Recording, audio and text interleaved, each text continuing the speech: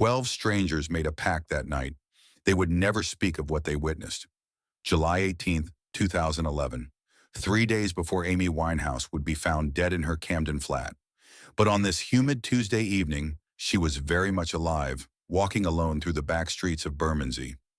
London felt suffocating that night. The air hung thick with summer heat and the weight of unspoken desperation. Amy had been wandering for hours, her beehive hair slightly disheveled, her iconic winged eyeliner smudged at the corners. She wore a simple black dress, nothing like the dramatic outfits the tabloids loved to photograph. Tonight she wanted to disappear. The abandoned St. Mary's Church had been derelict for 15 years. Broken stained glass windows cast fractured rainbows across rotting wooden pews. Weeds pushed through cracked floor tiles. A piano sat in the corner, a 1920s upright that hadn't been tuned since 1996. Its ivory keys yellowed like old teeth. The altar was bare except for dust and debris. Most nights it served as shelter for the homeless, the forgotten, the lost. Tonight it would become something else entirely. Amy wasn't supposed to be there. She'd left her bodyguard at the George Inn 3 streets away, telling him she needed air, needed space, needed to think. Andrew had protested, but something in her voice made him stay put. The press had been particularly brutal that week. Photos of her stumbling out of clubs, her legs like matchsticks, her eyes hollow, headlines screaming about her canceled Belgrade concert, her failed comeback attempt, her spiral into chaos. Everyone had an opinion about Amy Winehouse, but no one seemed to care about Amy the person. The girl who learned piano at age 10, the teenager who wrote her first song about heartbreak at 13, the woman who just wanted to sing without judgment. She pushed through the heavy wooden doors of the church. The hinges creaked like wounded animals. Inside, 12 people sat scattered across the broken pews, not together, not talking, just existing in their own separate bubbles of whatever had brought them to this forgotten place. An elderly man in a threadbare navy coat clutched a black and white photograph, his fingers trembling slightly. George Henderson, though Amy wouldn't learn his name until much later. 73 years old, widowed 6 months ago, unable to sleep in the bed he'd shared with Margaret for 47 years. A young mother held a sleeping baby against her chest. Caroline Walsh, 19 years old, kicked out by her parents when they discovered her pregnancy. She'd been living in hostels, trying to figure out how to survive as a single mother in a city that chewed up people like her. 2 teenagers shared a cigarette by the altar, their eyes hollow with the particular despair of youth who'd seen too much too soon. Marcus and Jamie, both 16, both runaways from care homes that had failed them. They'd found each other on the streets and created their own fractured family. A middle-aged woman stared at the cracked ceiling, her business suit wrinkled from sleeping rough for 3 nights. Sarah Chen, recently divorced, recently unemployed, recently evicted. She'd been an accountant for 20 years until the recession took her job, and her husband's gambling took everything else. Others sat in silence, each carrying invisible weight. An old woman who whispered prayers to herself. A man in his 40s who kept checking his phone for messages that never came. A teenage girl with scars on her wrists. A young man who looked like he hadn't eaten in days. Each person had found this place through their own desperate journey. Each person was drowning quietly. None of them recognized her immediately. In the dim light filtering through broken glass, Amy looked like just another lost soul seeking refuge. She walked to the front of the church where the old upright piano sat. Her fingers traced the dusty keys.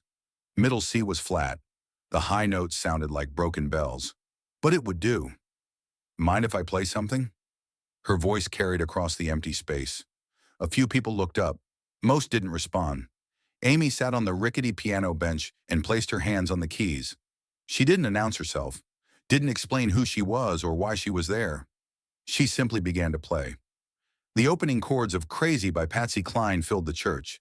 The notes bounced off stone walls and broken windows, creating an echo that seemed to heal the air itself. Her voice, when it came, was different from her recordings. Softer, more vulnerable. There was no studio polish, no backing vocals, no production wizardry. Just Amy and a broken piano in a broken church, singing to broken people. She sang like she was praying, each note offered up as a small sacrifice to whatever gods might still be listening. The elderly man looked up from his photograph, his rheumy eyes focused with something approaching wonder. The young mother stopped rocking her baby, afraid that any movement might break the spell. One by one, 12 strangers turned their attention to the woman at the piano, drawn by something they couldn't name but desperately needed. But something was significant about her song choices. This wasn't Rehab or Back to Black or any of the hits that had made her famous. This wasn't the Amy Winehouse the world knew. She finished Crazy and moved into Nina Simone's Feeling Good. The irony wasn't lost on anyone. Here was a woman who clearly wasn't feeling good, singing about rebirth and renewal with such conviction that you almost believed it was possible. Then Etta James, At Last, delivered with the kind of aching loneliness that suggested she'd never experienced the love she was singing about.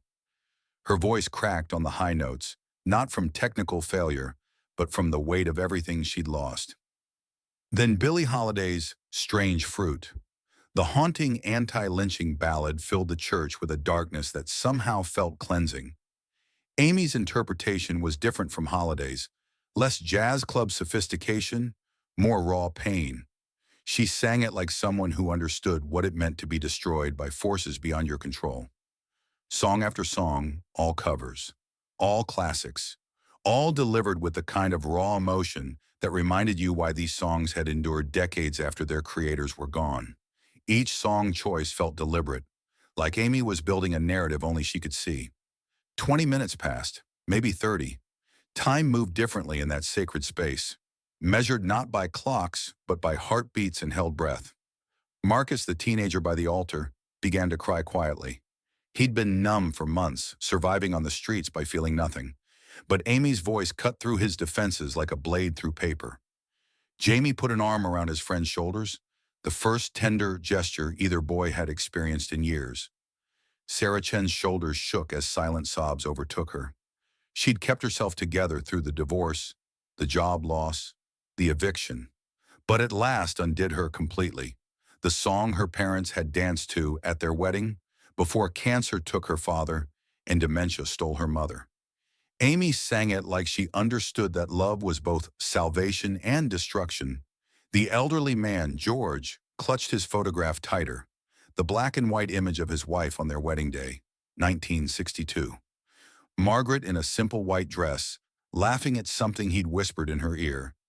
He'd carried this photo for 6 months, unable to look at it without falling apart. But when Amy sang At Last, he could see Margaret's face clearly for the first time since the funeral. Caroline, the young mother, felt her baby stir against her chest.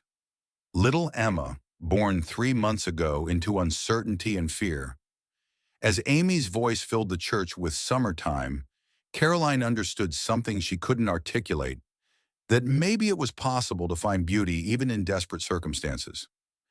Amy sang Summertime, and her voice cracked on the high notes, not from technical failure, but from pure feeling. She was pouring everything into these songs, all her pain, her hope, her desperate need to connect with something real beyond the tabloid headlines and industry expectations. When she moved into God Bless the Child, Billie Holiday's bitter commentary on wealth and poverty, everyone in that church understood they were witnessing something profound. This wasn't performance. This was communion. Amy was offering pieces of her soul through other people's words, trusting 12 strangers to handle them with care. The song built to its climax. God bless the child that's got his own. Amy's voice broke on the last word, and in that break was everything. Her relationship with her father, her struggles with addiction, her desperate attempts to maintain independence, while the world watched her slowly destroy herself. When she finished the last chord of God Bless the Child, the church fell silent. Amy stood from the piano bench. She looked at the 12 faces staring back at her. Some were crying, others sat in stunned silence. All were changed. "Thank you for listening," she said quietly. She walked toward the door, then stopped. "Can I ask you something?" She turned back to face them. "Could we keep this between us? What happened here tonight? Could it just be ours?" The elderly man spoke first.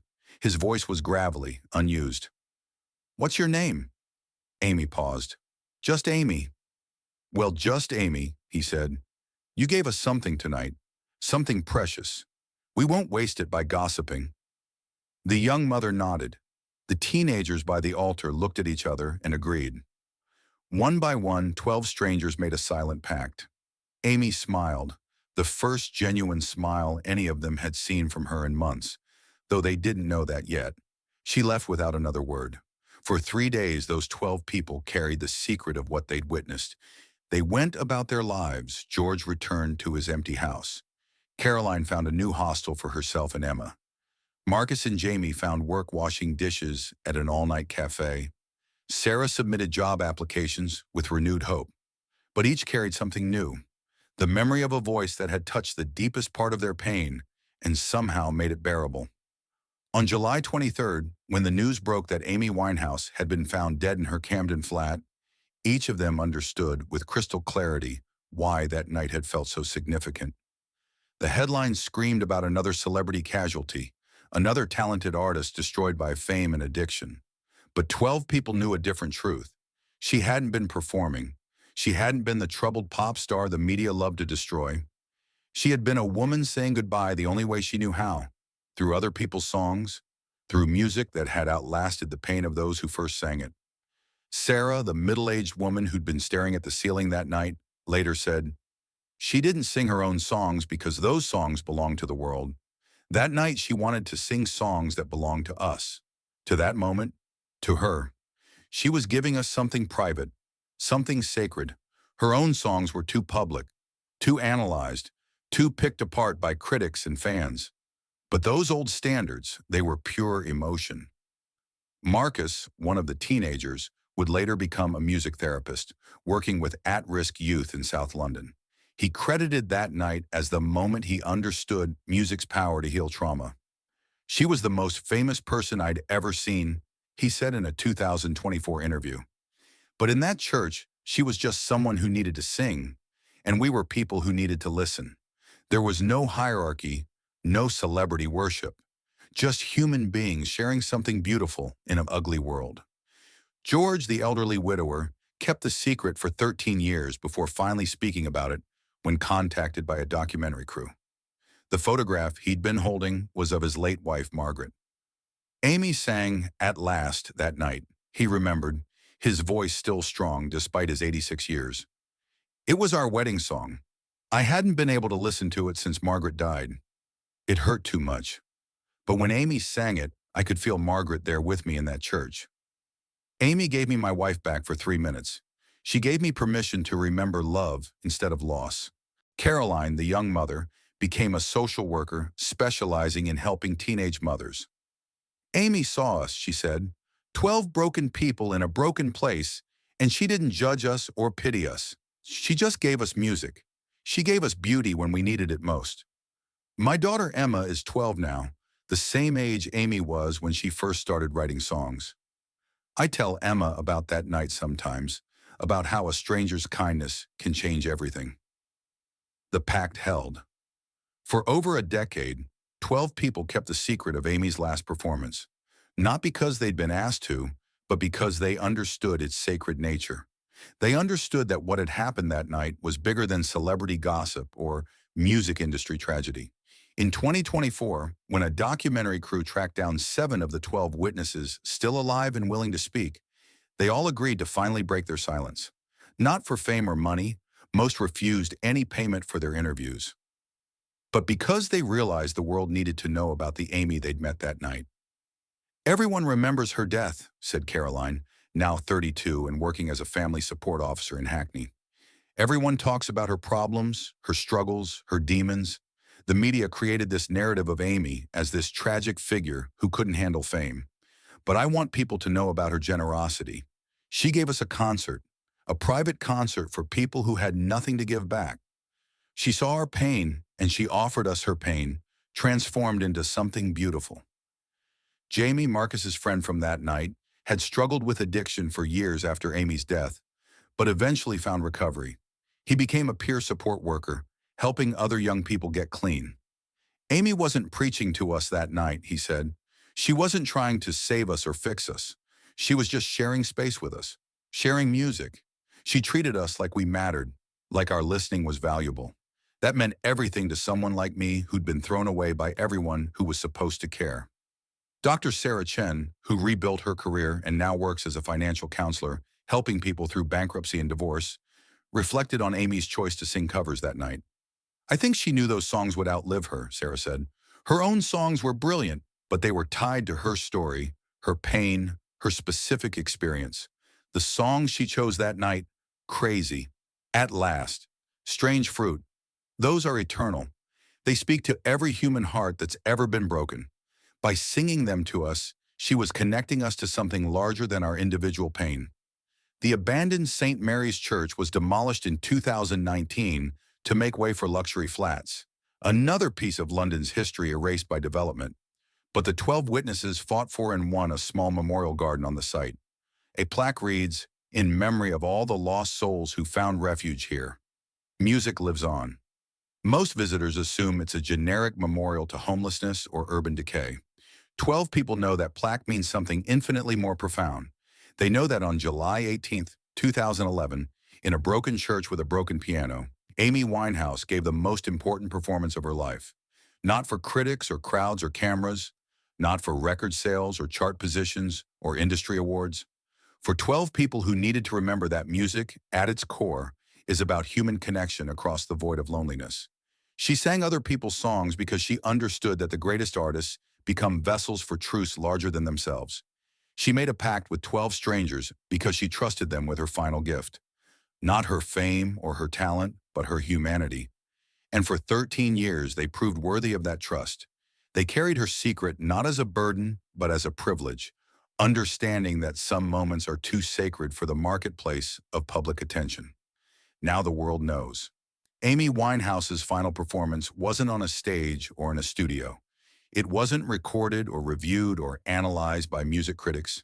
It was in a forgotten church for people who had been forgotten too, singing songs that refused to be forgotten. Just Amy singing just for them.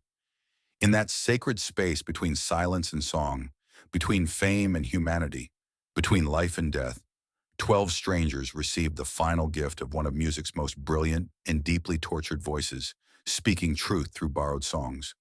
Exactly as it was always meant to be.